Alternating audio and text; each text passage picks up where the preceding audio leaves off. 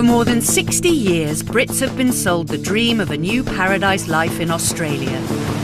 And in Brisbane and the Gold Coast, more than 85,000 were born in the UK. They're drawn to the paradise beaches, lush rainforest, and the allure of exotic wildlife. This time, we're cooking up a storm in a British-style Balti house with Naz. You cannot give a bad curry to an Englishman and get away with it. We'll hear how football coach Philo settled in to life down under. To be honest, my first impression was one of horror. And we'll join accountant Lorraine as she ventures into Australia's party capital. Surface is black hole with the sunshine. Can British expats really find paradise down under?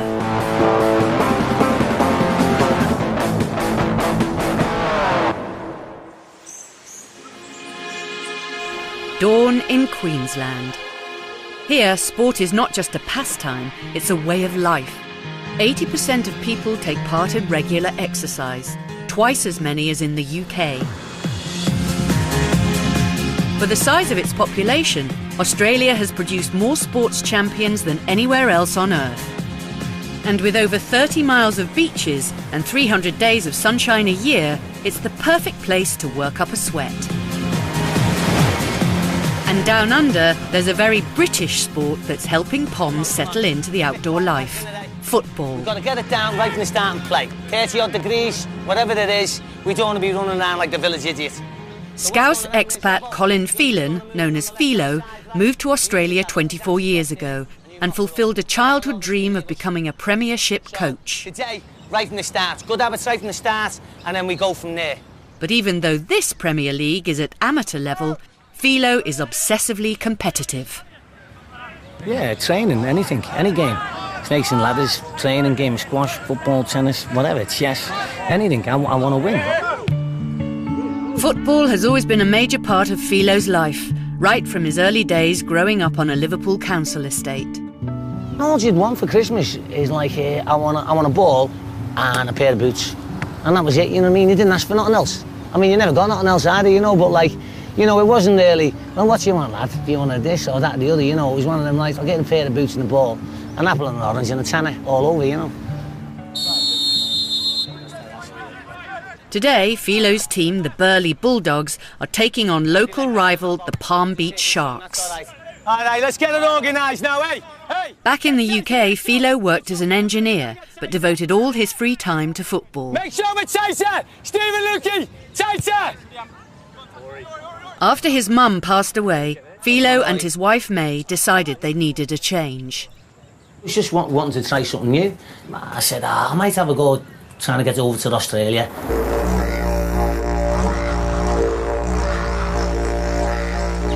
Miss World wasn't too happy, you know, like the wife, you know, she sort of didn't fancy it because she's got a massive family, you know. And I said, well, we go. I said, and if we fall on our jacksy, well, you know, we can always come back. That's better. To be honest, I never done a lot of research and nothing because I thought something might put me off, you know. When I was on the plane, I had the biggest hangover in the world. And this woman gets on like Hattie Jake, sits next to me, I couldn't move, she's like this. And then she's going, oh, where you going? She's going, Brisbane. There's snakes like that and there's spiders and everything and cockroaches, and I'm thinking, oh no, you know what I mean? So to be honest, my first impression was one of horror. If Philo had done his homework, he would have discovered Australia is home to 9 varieties of venomous spiders that bite over 2,000 people a year, a snake so dangerous that one drop of its venom can kill 100 people, man-eating crocodiles, and sharks that grow up to 40 feet long. Even the koalas are known to bite. Philo's plane landed safely, and 3 days later he was playing football. 24 years on, and little has changed. I knew I could come out here, play football, be away and meeting people and all that, and so I knew it was always going to be easier for me to settle than for May. And it was like that. May was homesick for like 20 years, probably still is, you know. For many expats, embracing Australia is the way forward. After holidaying down under, Brummie restaurateur Naz fell in love with Australia and got a taste for kangaroo. Very lean meat, very healthy food, very, very healthy. But it takes a bit of cooking because it's gamey. You have to take that smell out. Back at his restaurant in Birmingham, he came up with the idea of combining his passion for Australia with his Indian heritage by putting kangaroo curry on the menu. A stunt that hit the headlines in the UK papers. It wasn't just kangaroo. Soon snakes and crocodiles were giving his curries some bite. Alligator was, it's not my cup of tea, or snake, but I did it for the novelty. Naz's interest in Australia didn't stop at the tasty wildlife. And 8 years ago, he moved down under with his 3 children and wife Roshana to open an authentic curry house. You didn't have tables outside your restaurant in Birmingham, did you? They wouldn't be there after 5 minutes, would they? These days, Naz leaves the edible exotics off the menu in favour of more traditional British Indian fare. And his restaurant is currently the only Pommy-style curry house on the Gold Coast. This is English-style onion bhaji. It isn't onion bhaji you'd get in India or Bangladesh or wherever it originates from. This is more of a UK-based recipe. You try and get this in Australia, anywhere else, good luck to you. I had a very good life in England, but Australia gave me more, better, quality-wise, not quantity, quality-wise. You're always looking for improvements in your life, and you're always looking for a better environment to bring to your children. The family has made sacrifices. Brisbane's Asian population is 1/15 the size of Birmingham's, and Naz and Roshana miss the connection to their roots back home. We both almost struggle to speak our own languages now anyway, because we don't speak it to anyone, we speak English 24/7. That's our first language. I used to be able to speak 3-4 languages before. I struggle now because there's nowhere here for me to practice.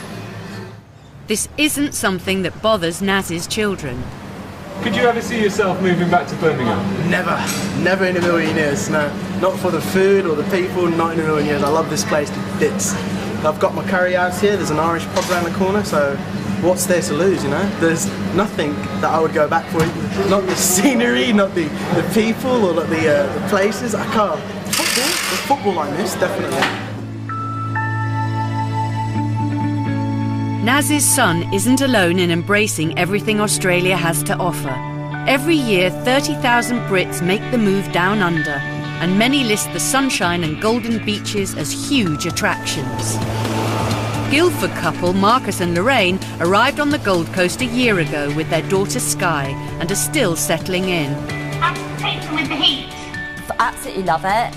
Sky finds it hard when she does PE at school because they make her do it cross country through the bush and the kangaroos chase her and shit. So hot as well. In the UK, Marcus worked in the construction industry and Lorraine was an accountant.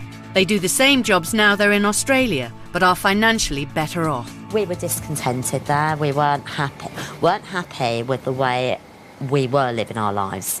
We found it too much of a struggle. We wanted to let our hair down and party a bit more and get out there and do more, and we just felt that we weren't able to do it. It's not just beaches Brits emigrate for. Every weekend, 30,000 partygoers descend on the Gold Coast surfers' paradise.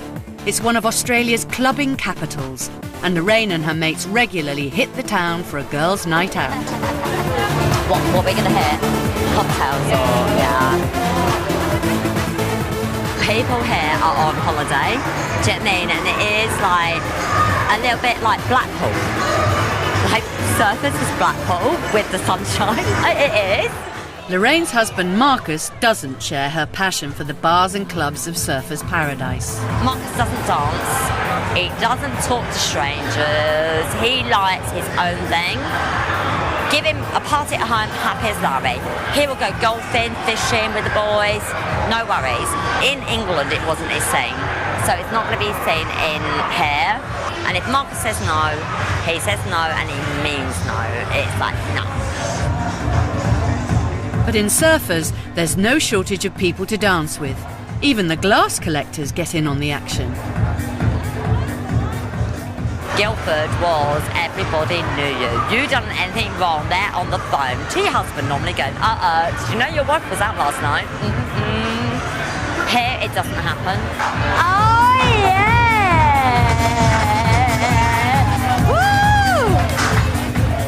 Woo! It's not just dancing. Lorraine also enjoys other sights the Gold Coast has to offer. My hobby is six-pack watching. Do you know what I mean? That's my new hobby. Since I moved here, I just go to the beach, dark sunglasses on ready. But I'm married, so I can't do anything about it, but I do like to look. It's like window shopping. In England, I window shopped at Woolies. Out here, it's like Harrods. It's like, oh my God. Lorraine loves working up a sweat on the dance floor, which is easy on the Gold Coast. Temperatures are known to top 40 degrees, which is why residents of this scorching region get up for work before dawn. For Lorraine's husband Marcus, a job in the construction industry means an early start every day. 72 degrees already, at 20 to 5 in the morning, so hence we go to work early. Yeah, don't wake her up at this time in the morning, good Lord. Every day you go early, every day's going to be hot, but you get a good chance of being able to get on and crack on with your day before it gets too hot. Frozen water, by the time you get to your tea break at about 9 o'clock, it will still be cool, hopefully. It was the work opportunities in Australia that first drew Marcus to the idea of emigrating. In the UK, he was finding it harder to make a living. Fuel's going up over there, VAT's gone up, all these things. So they're getting, unfortunately, the cheaper foreign labour who aren't working to any specific prices like everybody else does, because they haven't got mortgages, they haven't got the commitments that say the UK-based people have, and they can do it cheaper. And it's one of those things. It's a difficult thing. It's a difficult thing. That's I suppose part of being involved in Europe. That's a political thing.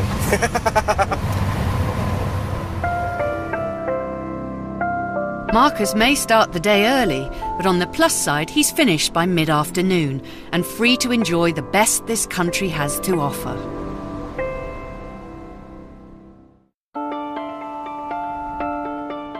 For the last century, Australia has been hailed as the land of opportunity for Brits wanting a new life abroad. Football coach Philo moved down under 24 years ago from his home on a Liverpool council estate. I'll tell you the best thing about this joint. There's no class system. There's no class system. Like, if you, at home, straight away, if you're a fellow, morning, how are you? Well, and all that, they go, oh, bet he's got a few shilling. Stephen, make sure we concentrate, eh? We're here. There's none of that. You wouldn't have a clue whether they had 10 million or 10 bob by the way he spoke. Come on, Ori, Ori, Ori! Philo's not the only Pom involved with the team. Well done, Ori! Club president Ken was born in London, but in 1952, aged just 16, he took a one-way trip to Australia with his best friend Ron. One Sunday morning we were reading the Sunday newspaper and this photograph of all these kids coming to Australia under the Big Brother movement, and there were vacancies to come, and we decided we'd put our application in to come, and it was only £5. After the Second World War, over 1 million Brits emigrated down under at the invitation of the Australian government. One scheme was the Big Brother movement, established to bring teenage British workers to the New World. The scheme was part of the White Australia policy.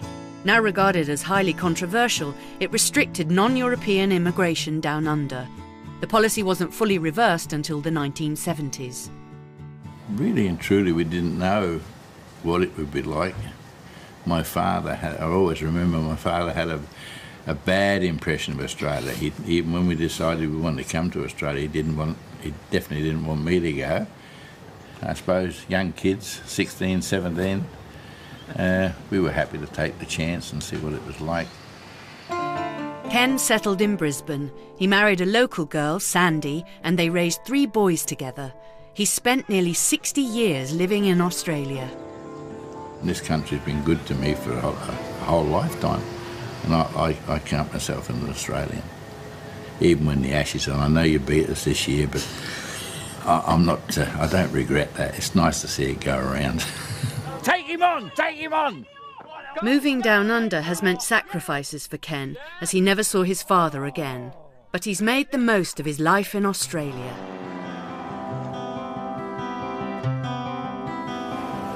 Lorraine and Marcus and their British friends are also making the most of their new life by getting out and enjoying some spectacular local sights. Wales. There, Wales, Paul! Oh yeah, look. There's dolphins. Paul, straight dolphins, straight in front of you, Paul. They're dolphins. That's what you come here to see. Wildlife at its best. Australian waters are also home to 45 species of whales, dolphins and porpoises, so there's a lot to enjoy. But after a day in the sun, a taste of the old country is just what's needed. So Lorraine and her friends stop by their favourite curry house. Poppadoms all around. Run by Brummy Naz and his family, it's the only source of authentic British Indian food on the coast. Thank you. Oh my God, they do Bollington. Tetley's. Cheers, thank you. Hello, hi, bodies. Let me tell you something. Best Indian food in the world is in the UK. No, they're originally from India. Birmingham way? The Birmingham. Wolverhampton. You cannot give a bad curry to an Englishman and get away with it. It's impossible. They are connoisseurs of good food, good curry. Can you pass a brown ale glass? This is going to take me about a minute to drink this, and then I want something afterwards.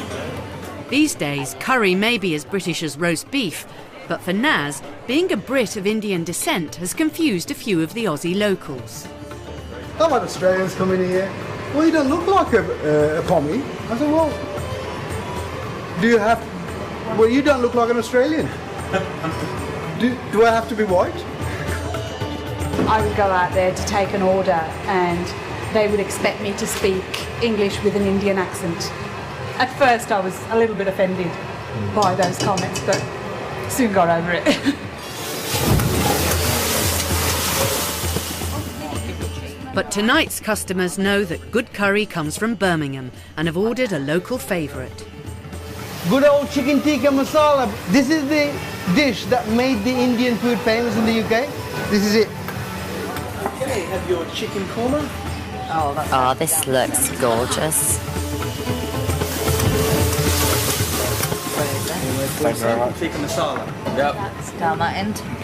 From my knowledge, I think they sell on an average on a Saturday night in the UK 300 tons of tikka masala on a Saturday night. 98% of that is consumed by British white people. Fantastic. But this is a proper curry though, isn't it? It's like more like England though, isn't it? Yeah, definitely. Having the best of British cuisine while surrounded by the beauty of Australia is the perfect life for some expats. He doesn't want it! He doesn't want it! He doesn't want it! He doesn't want it! Go on, go on. Brilliant shot! Brilliant shot! Scouse football coach Philo has spent 24 years living down under and has never felt truly at home. Do you feel like you kind of belong here? No. No. My home's in Liverpool. You know what I mean? And like, May's the same. The wife's the same. I'll always be a Scouser, and May will. Soon after moving to Australia, Philo and his wife started a family, and his two daughters have never known anything but Australia. My kids would never go and live at home. Like the eldest girl's 21 and she's doing quite well here, and they go, we're Aussies, you know. And they are, to be honest. Breaks me hard to say it, but they are Aussies. But they're good kids, you know what I mean? They're all right, yeah, for Aussies. Philo and his wife may want to go home to Liverpool, but it would mean leaving their children behind on the other side of the world. Even if you found a paradise life down under, the transition to being Australian can be difficult. I'll always be British. I'll always be proud of where I've English, sorry, darling. Always be proud of where I come from, and yes, if anybody asks me, I'll always say I'm English, always. I'm proud to be English, and I'm also proud to be a Scouser, you know what I mean? And to be honest, you're probably even more proud now, being a Scouser, being English, because you're 12,000 miles from home. I think you sort of feel as if you're flying the flag a little bit, you know what I mean? I'm always going to be Indian. My ancestors are Indian, but I've been brought up as a British Indian, and now I'm an Australian citizen. I've lived here a good while, and I class myself as an Australian British Indian. That's me. And I think my kids will probably agree with you. They class themselves as Australian British Indian. You're still stuck in Britain. No, I'm not stuck. I just said to you, I like my British. You give up a lot to come here. But, you know, when you're sort of jogging along the beach there, you know, 7 o'clock in the morning, it's like 26 degrees, and have a little jog, bit of a dip, go and have a cuppa, you know what I mean? Do the rest of you do what you're doing. Football, a few beers, it's sort of all, it's, you know, it sort of puts everything in a bit of balance, I suppose, you know.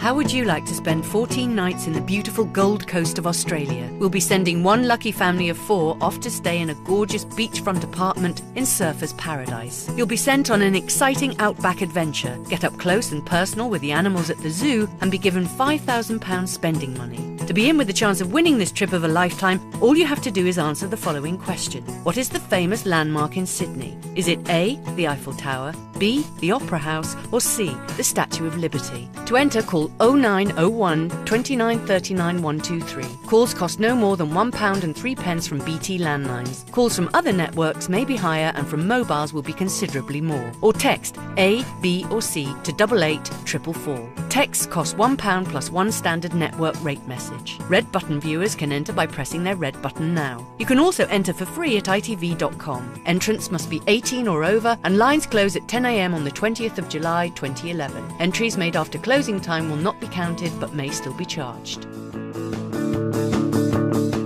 A man died tonight. Jessica, I need to be clear on this. You think Stephen Mullen was coming for you? Obviously, he was planning some sort of an attack. The man was insane. Even Lewis is unprepared for what comes from another investigation next. Trevor McDonald looks at the work of specialist police car crimes teams across the UK. That's at 10:35.